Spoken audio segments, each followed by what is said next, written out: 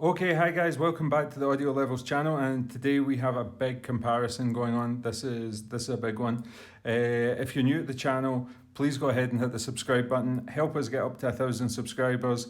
We're almost there just now. I think we're at about 830 or so. So go ahead, hit the subscribe button, and you'll automatically be entered into any of our prize draws. This month we're giving away a set of Blonde Prometheus earphones, and every month up until Christmas, we're going to try and make it a little bit crazier until we get around about Christmas and we get some really good stuff on the go. Today we are doing another thing that is suggested by our subscribers. We say to our subscribers, go ahead and pick some earphones that you want us to do direct head-to-head comparisons with. The reason I want to do this sort of thing more than the individual reviews is because when I give one individual review, and I say this is a fantastically balanced earphone, it sounds very detailed, but that's all very good, but you're going to want direct comparisons to something else. You're going to want to know, how does that compare to something else? Like, how do the ones that I just showed you compare to something like this? Same price, different technologies, different sound, that sort of stuff. So when you're spending your money, you're probably going to want to have a few different suggestions. This is one where I've combined two questions that our subscribers have asked, and they've asked us to do a direct comparison between the Campfire Audio Dorado 2020 and the Campfire Audio Solaris 2020. Another person had been asking for a $1,000, roughly $1,000 earphone shootout. And these are the ones that I've picked, and the other one that I'm going to be talking about is going to be the Shure SE846. I also have that. I don't have it with me just now because I'm currently displaced with COVID. I can't fly back to my own country without facing quarantine. So I'm going to talk about that, but I've had all of them and I've done direct comparisons in the past. And I take notes every time I do listening and comparisons for individual reviews. So this one, we may as well list off the earphones, what they are first of all. First of all, I want to say that three of these earphones, 1, 2 and 3, they do not have the stock cables on them. The Campfire Audio stock cables are, in my mind, pretty terrible. They're pretty trash. The latest ones that have came out with the new Mammoth and Holocene, they're much greater. They're nicer. They're not on the level of these ones. These two are very expensive cables. This is the Duno Hulk and the Hulk Pro. They're about $350, $400. This one, on the other hand, is the Linsol Euphrosyne. I believe it's about $90 to $100. I'll leave the links in the description for where you can buy these and check the pricing. But just off of memory, go ahead and check that. I'm not sure just now, but I think it's between $90 and $100. Go and check the link and you'll see about the pricing for this. This is a fantastic aftermarket cable option. This is as well built almost as something like this. It doesn't have the cool little attachments, but this is a fantastic cable if you're going to add it to a high-end or mid-end set of headphones. So that's why you're going to see only one of these with the stock cable on it, just because I don't use these a lot. These are the Meze Rai Audio Penta. I don't use them a lot, so I didn't really feel it was worth time putting an aftermarket cable on them. These ones I use all the time. I love these three earphones, and they're well worth putting these aftermarket cables on. So that's just a little explanation of why these look so crazy in comparison to this. Now, the earphones that we have here are Campfire Audio Solaris 2020, Fearless Audio Roland, Campfire Audio Dorado 2020, and the Meze Audio Rai Penta. These are all different technologies, different driver configurations. They all occupy roughly the same price point. These are a little bit more expensive, so they're maybe the next level up. These, Dorado 2020, I believe 1,100. Fearless Audio Roland 1,100, and Meze Audio Rai Penta maybe 1,050 or 1,150. I'm not quite sure. Straight out the bat, the Rai Penta are not in this league. The Rai Penta are they're more in a category where I would say the mid-priced. These came out a while ago and they got very positive reception in general. And Meze does do some really good stuff, and they also do some stuff that's not so great. This is a good earphone. I just think it's overpriced, especially where it is in the market. But again, that comes down to what the Chi-Fi market is doing. The Chinese market is able to produce some stunning earphones with a greater cost, because this is a European company, I believe, or is it a Romanian company. And they've got higher wage bills, and they've got other costs and stuff that come into it.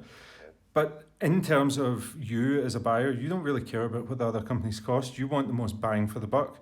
And while the design of this is absolutely lovely, I think something like a BESaudio Oracle, a BESaudio Excalibur is a better earphone than this, better sounding, better accessories, just overall better. These are probably in that territory, in the $500 territory, sort of in performance wise. And maybe that's because these came out maybe 2 or 3 years ago, and it was before all these hybrids or tribrid earphones, triple driver earphones came onto the market. And these were definitely one of the best hybrid earphones. This has a combination of 4 balanced armatures and I believe 1 dynamic driver, a 10mm dynamic driver in it. It does sound very, very good. It's just that it's not, to me, on the level that these are. Now, so that aside, they're a good set of earphones, but we're going to discount them straight away. Like, there's no point in really going too much into it. I'll talk about the sound of it. It's very smooth, very pleasant, very open. It's tuned nicely. It's got decent bass. But I just think that those tribrids with the EST drivers in it just offer something a little bit more special. So we'll put them slightly off to the side. And we'll do we'll put that up here, and we'll do the main comparison that everybody was talking about in the comment section. I've had it maybe 5 or 6 times in the past week, people asking for Dorado 2020 versus the Solaris 2020. The price difference in these is about $400. And to me, the sound is more of a side grade. It's not so much this one is better than the other. It's more, how do you like your tuning? Like, how do you like your eggs cooked? These are smooth, intimate, very lush sounding earphones. The reason I like these is because I feel like they're a refinement on the original Campfire Audio Lyra, which was the one that I really fell in love with this brand on. These are the successors to the original Solaris. These are just a stunning work of art to look at. They're a beautiful looking earphone. They're got stunning construction, beautifully well made. Campfire Audio's accessories between the two of them are exactly the same, bar maybe a slight thicker gauge on the cable, but the cables, as I say, are not very good on these earphones, either one of them. But it's definitely the sound you want from Campfire Audio and that sort of design. The two designs are completely different. This is more the traditional Campfire Audio design with the sort of industrial still blocky pattern, whereas this was something that they had to make the driver, or they had to make the housing so much bigger just to accommodate all that extra drivers going on the inside. In terms of technology, this one I believe is a 1 balanced armature, 1 dynamic driver, tuned absolutely beautifully. This is for me is the pinnacle of the tuning. This is a relaxing all-day headphone, the Campfire Audio Dorado. It's smooth, it works well in a number of genres. It has good detail retrieval. It's not the best out of the 3 of these. These 2 have better detail retrieval, but this is by far the smoothest, most pleasant, most comfortable to listen to. It's got the smoother roll off on the highs. Just super non-fatiguing. It sounds fantastic with acoustic, rock, that sort of stuff. And also it does pretty well at bass sort of genres like EDM and rap and hip hop, even pop is fantastic through this, and vocals, male vocals on this earphone is exceptional. The Solaris 2020 then, why would you want that? Well, I think the body of it is nicer, so you're getting a nicer design, even though this is an exceptionally good design. The Solaris 2020 has a very different presentation to the sound. It has more energy to it. It's more prominent in the highs, so the highs create this sense of soundstage, but overall it's a very wide, open and spacey sounding earphone. The bass also has a tighter impact, The sub bass is comparable between the two of them, but this one has a sort of tighter presentation to it, especially in the mid bass. The mid bass seems to be faster on this one. The mid-range is extremely detailed on this one, whereas this one goes for smoothness and is still detailed, but this one is just micro details, like little touches, like dampenings of pedals on piano tracks or something like that, or fretboard slides on guitars, or even like bow bows and stuff like that from violin, like listening to Vanessa Mae. This is going to pick it up. It's a much more expressive, energetic sounding earphone.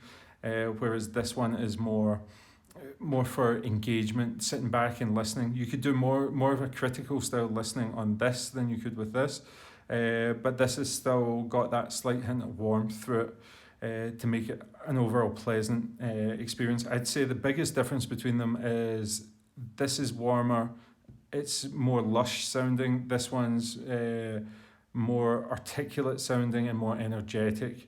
They're both fantastic earphones to listen to. I do the majority of my listening out of all my earphones on this, and then I'm sort of torn between these two as well. That's not to say that this is better than this. That's not the way it works. This is cheaper than this is really the only thing I can say. In terms of which one sounds better, they both sound very, very good. It just depends what you're wanting to listen to and how you listen to your music. I'm not going to go out there and say that, you know, tradition states that this one's more expensive, so, you know, people are like, this one's the better earphone. It's not, it's just different. They're both fantastically well made. They've got the exact same accessory package. This one is very special sounding. If you like a lot of soundstage, you like a lot of fast, intricate detail, and you like a little bit more of a leaner sound than the lusher, thicker sound of this. This is not going to be for everybody, but this is right up my street. Now, in terms of, we'll put these two back up here, and we'll bring in the Fearless Audio Roland. The Fearless Audio Roland is the tribrid in the list. So these are all hybrids with dual configurations, balanced armatures, and a dynamic driver. This one is actually a tribrid. It's one of the first tribrids that I tried. It is a dynamic driver, balanced armatures, and up the top it has dual EST electrostatic drivers. And this offers something completely different from this again. Again, sidesteps. Either one of these can be considered in-game earphones. This is extremely detailed, extremely detailed. But where it makes the biggest difference is in the presentation of the treble. The treble that is created through these EST drivers, and they're being refined and brought down in price down to the tribrids at $500, as I say, the The-Audio Oracle and so on. It just sounds so holographic in 3D. The presentation of it is a very, very different presentation than a lot of people are going to be used to. It is open, airy, spacey, but almost three-dimensional. It's a very unreal way of listening to music, almost like you feel like you've been missing out on something. The past few weeks, I have been listening to these a lot, and depending on which source I've been using them with, and recently it's been the Rai Honey, this is an absolute match made in heaven. That is an end game rig. If you're using an iPhone or an Android phone, Galaxy or something like that, this is an end game rig. This is as good as I think you can get with the earphones. Just like if you swapped in any one of these, I mean, you could go the Honey and stuff like that, although I do find that I like this through my O2 DAC. I think that just leans it out a little bit more. This, in comparison with the Rai, has been getting a lot of play recently. Fantastic sounding earphones in terms of detail retrieval. Like, detail retrieval is unreal, and it might be the perception from the EST drivers. It's very targeted towards that traditional Harman curve of tuning. You know, the curve that is known as the God curve, the type of curve that everybody thinks is going to be the best way of listening to music. That this is the closest out of these three to that Harman curve. And if you're a big fan of earphones that follow the Harman curve, these are the ones that are going to be closest to you at the out of these ones.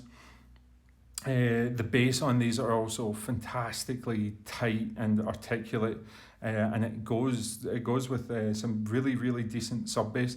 The Dorado 2020 is perhaps a little bit more looser in the sub bass response. This feels a lot tighter, and it definitely doesn't overwhelm the mid bass bleeding into the lows. Mid range, let's do a little who's got the best highs. These have the best highs. The ESD drivers are just unmatched. These are a very close second, especially just for a standard hybrid, and these are competent but not they're deliberately laid off a little bit just to make it a smoother listening experience for you. The best mid-range I would give the Dorado 2020. I think in terms of just the way I like the tuning, I like slightly warm or warmish mids. This gives it to me. This gives a lush sort of thickness, a weight to male vocals.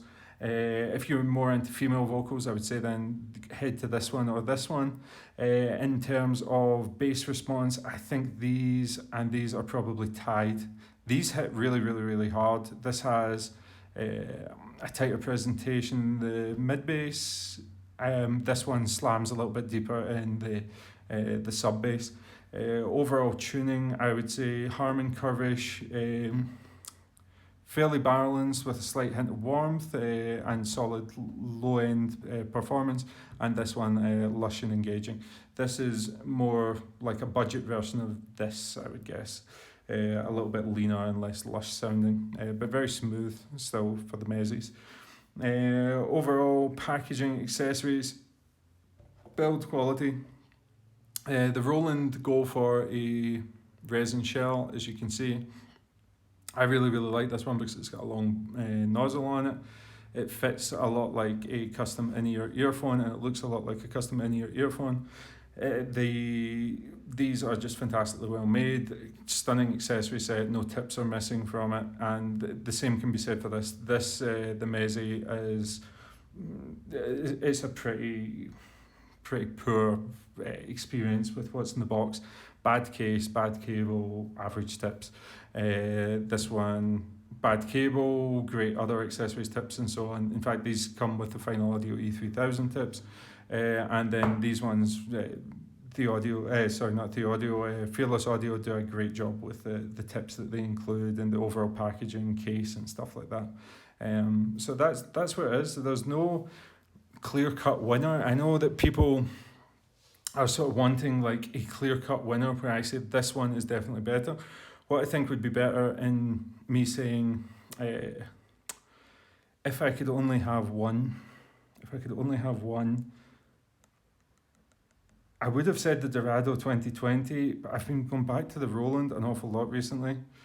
I'm going to say the Solaris and the Roland and this in that order. But it's so damn close that it just depends. Like, honestly, guys, if you're going to choose for your tuning, choose which one that you like the tuning of. If you're a guy that likes warm stuff, if you like big soundstage, if you like ultra detail, base it off of that. And yeah, base it off of the type of music you like to listen to. There is no cut and dry thing on this. The price is not an indicator of performance anymore. The Chinese market has blown that wide open. What they are offering in terms of price to performance is just unreal in comparison with companies that have American overheads, like American staffing costs. How much would these cost if they were made in China? I mean, they're so close in terms of fidelity. It just really comes down to tuning.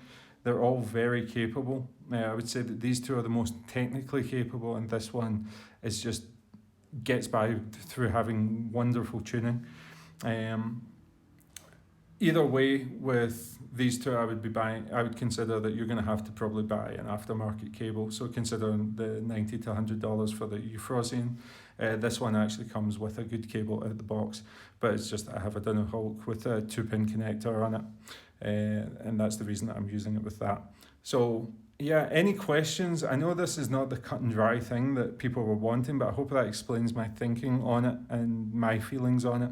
If you want any more clarification, just leave a message down below in the comment section. I'll get back to you as soon as possible. I try and respond to every comment that people leave. And if you want a different comparison, let's go ahead and do that, because right now I have the Audio Legacy 2 going up against the Blum Prometheus. Is going to be right after this, so subscribe if you want to see that one. And I'm also going to do an updated $500 earphone ones. For example, I'm adding the Shure EJ07 to the list, as well as the Canera Skulled comparisons with the T-Audios and Duno EST and stuff like that. And then finally, we're going to see if anybody can dethrone the stunning Tin Hi-Fi P1s from that $150 range as well. And of course, we have a whopping big aftermarket cable comparison that is coming up in the next few weeks. So we're going to compare a ton of aftermarket cables and decide on which one's the best, which one offers best value. I can tell you that this one's probably going to win. Anyway, thanks for watching again, guys, and I'll see you on the next video.